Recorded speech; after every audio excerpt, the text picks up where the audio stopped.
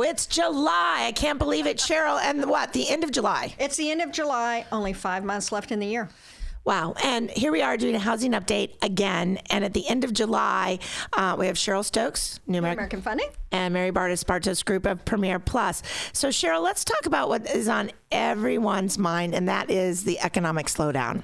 It's a big topic in the news. It is. And so let's lead off with what the news is saying. So what are they saying? Read for us. Recession fears surge among CEOs, a recent survey suggests. 3/4 of global CEOs say we are in a recession or will be in the next 12 to 18 months, according to that new survey.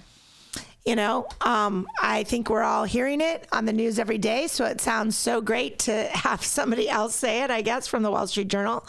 But, you know, what are the mortgage specialists saying?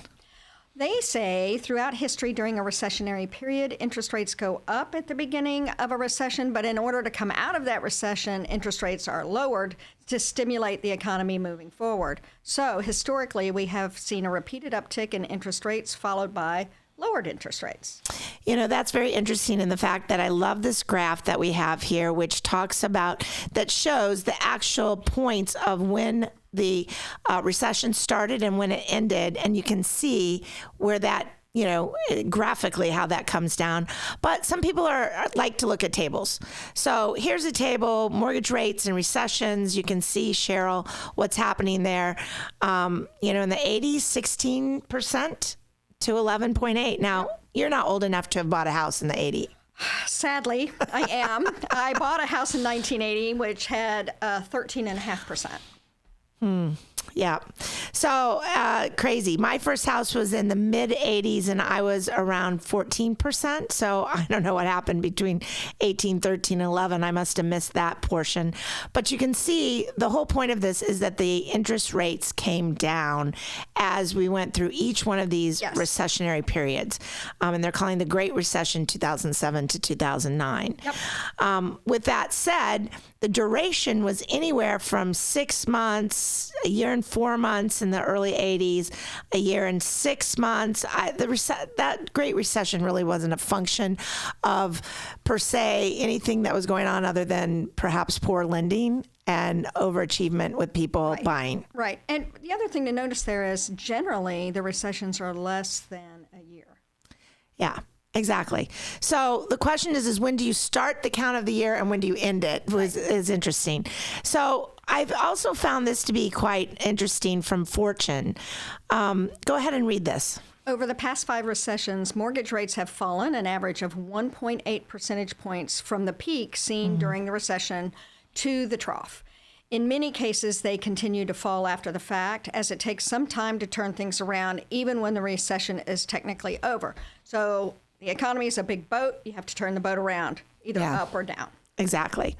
And, you know, Cheryl, I love this slide because a recession does not equal a housing crisis. Correct. Right? And everything from a standpoint of, look at how many of these, quote, recessions where the prices have actually gone up versus down. Absolutely. The trend is that they go up. Right. Exactly. So if you're concerned about it and you're looking to buy and you're worried that you're going to get in at the high price of this in this recession, you know, we don't have a crystal ball, but probably not. Correct. Having said that, go ahead and say read what Mark Fleming has said recently. So Mark Fleming says there has been a pickup in the inventory that we've seen recently. We have, but it's not from a big increase in new listings, but rather a slowdown in the pace of sales. And I think we're all feeling that. Remember that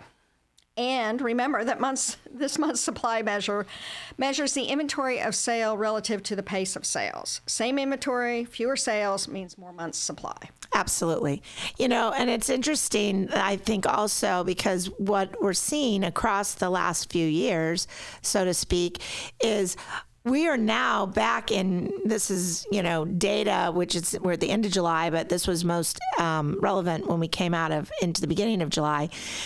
That's National Association of Realtors is saying this year, the end of the year, we'll have only sold 5.4 million homes nationwide. Now, that sounds a lot less than what happened in 21 and 2020.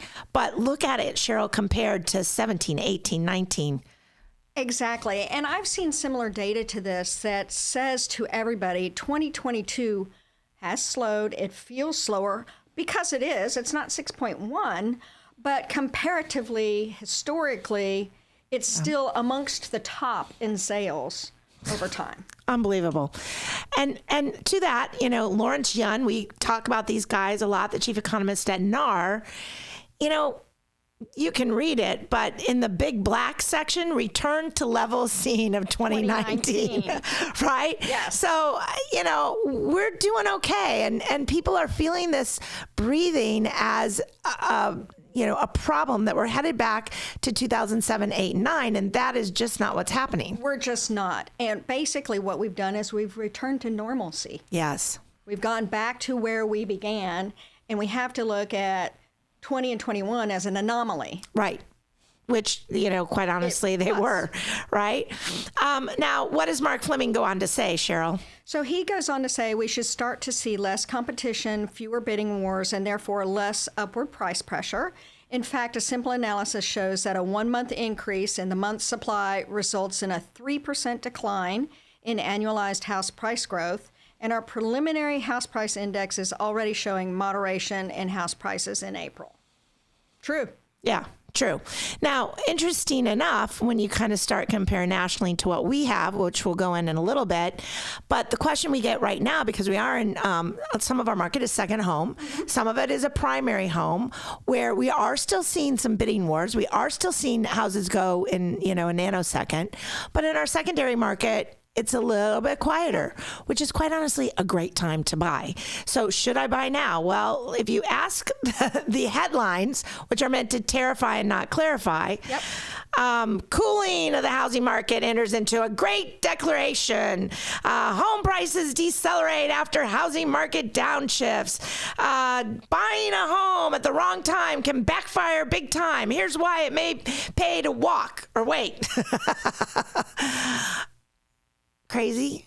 A little extreme. Yeah, extreme. So I think the first word I said was not declaration, was deceleration. But the question it comes is decelerating home prices do not mean depreciating home prices. Correct. We were on a huge trajectory, and we've reached that stopping point, and we're coming back to normal. So, I'm using this slide a lot, Cheryl, with my clients to talk about. This is 2, 4, 6, 7 different analysts have come up with their price forecast for 2022. Now, in our market, we've pretty much exceeded this in most of our market here in Southwest Florida. But they're saying 8.5% average increase for 2022.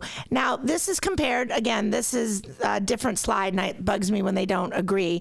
But this one that was put out by... who is that? Can you read it? Estimated home price performance. Oh, yes. The expected prices. Yep. Look at what they said. Okay, 9.3, that's pretty close to the 8.5. But look at what they're saying for 23, 24, 25, and 26. It seems low, but I would couch that with, that's still good return. It's a great return. Hey, if I buy, let's do simple math, and maybe this math doesn't work for everyone, but $1 million home, and I get a 4% return on that, and then a 3% the next year, and then a 3% the next year, right. And then another 4%, you've made great return on your investment. That's right. So it is still a great time to buy a home. Is it a great time to sell? You bet. You've capitalized on everything that you could get out of that, and we're going to return back to normalcy. So you're going to be in a more balanced market, so it's not craziness on the seller side. Right. So what does Dave Ramsey, we love you, Dave Ramsey, but he did a video recently, and I don't know if I put it out in my social, but if you haven't seen it, look at it. Tell us what Dave says, Cheryl. Well, Dave says the root issue of what drives house prices is almost always supply and demand. Okay. Now interest rates affect that. When interest rates go up, guess what? Fewer buyers. The demand goes down. Thus, prices are going to soften or not be as cray-cray, not my words, as they have been. And that's what we're seeing right now. Okay. Supply and demand, baby. Supply and demand. So let's talk about supply and demand. Well, yeah, to that end. So let's talk about. So if I've got supply, so I've got a resale, I have new home or I have a foreclosure. Those are the three ways that I have supply. Right. So look at what's happening actually with new home completes, new home starts and thus completed. We've just gone through a 14-year below the 50-year average of building homes. Yes. So let's really look at this. So all of those prior years in blue, the amount of units that were being completed were astronomical. If you think about 2005 and people are always worried about the crash, it's because we had excess inventory, that top blue line there in 2005. Well, what we don't have anymore is excess. No. And as the fears of the economy happen and there may be fewer housing starts, things like that, yes. that number in the gray isn't going to exceed the 50-year average. It's going to stay below. So we're still going to have demand. That's right. And, Cheryl, the biggest demand right now is this population that's coming up, the millennials. Yep. I have 3 that are millennials. 2 have bought a house, 2. And you have 2. And you know what? They're coming into their actual peak home buying years. Now, this group of millennials is actually the second largest, right behind what the boomers were and what the boomers did. Exactly. And we've talked about this before, and I sadly am on that far right side of the trailing baby boomers.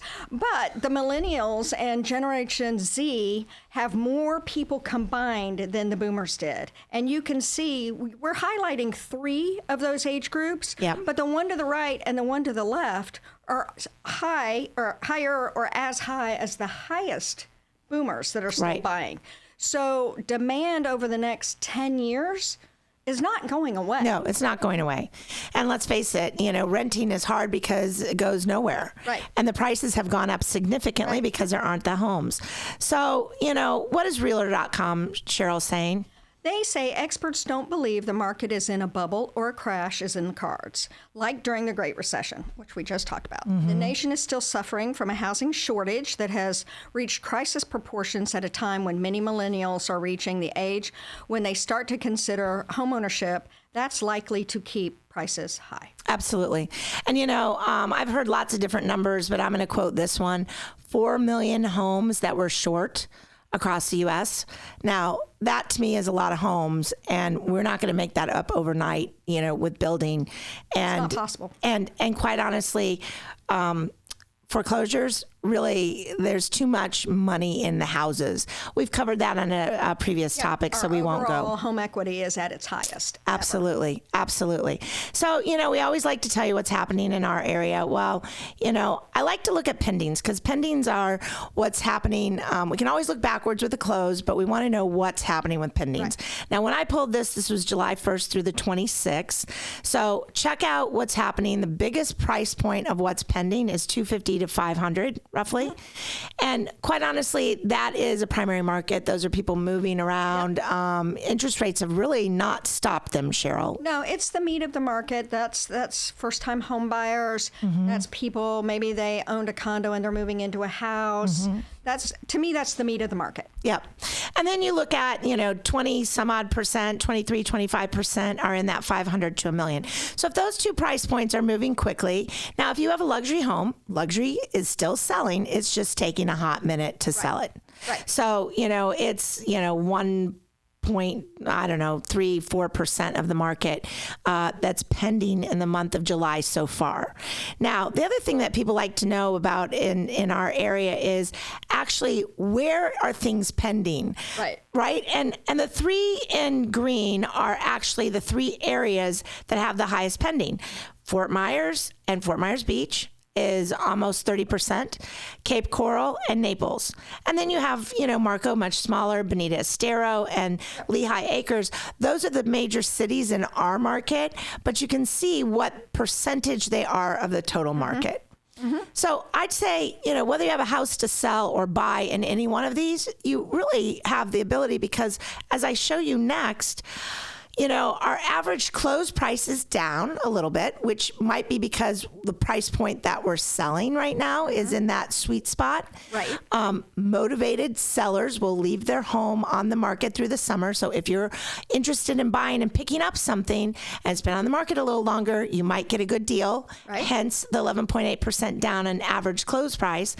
But look at our new listings. They're down 9.2%. We're not bringing on a ton of new listings, but the homes for sale, meaning they weren't brought in the month of July, they were there, are sitting a little bit longer. We have 1.4%.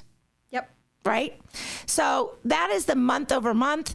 Year over year, Cheryl, people like to see what's happening year over year. Does this make sense? New listings are up by 10.9. Everybody was trying to get a listing. Yes. Right? So yes, and no one wanted to list a year ago. Homes for sale are up by 9.3 from a year ago. Heck yeah. Yep. That makes total sense. And average close price from a year ago is up 19%. So, Cheryl, I don't know what you think, but my biggest question is it time to move? Yes. So I says say she. it every month, but, Yeah. but yes, every family has a different set of dynamics. Right. If you are a renter and you are thinking about, am I going to build equity or am I going to pay 100% interest by paying rent every month? Is it time to move? Absolutely, because even though our perception is that rates are higher, rates are normal and people can still qualify to buy. And we have lots of tools to help you get into your first home. So yes, it's time to move. It is time to move. And if you're thinking about selling and you don't want to leave money on the table because of these crazy double digits that we've had in equity increase, we're not expected to see that over the next years going 2023 Take advantage forward. of the current opportunity. Take advantage of it. Go move that money into something else. I have a number of folks that are saying, Mary, it's time for me because I could get a little different product than I could before. So let's do that. So if we can help you either buying, selling, helping put you in a direction towards your dreams, give us a call. We'd love to help.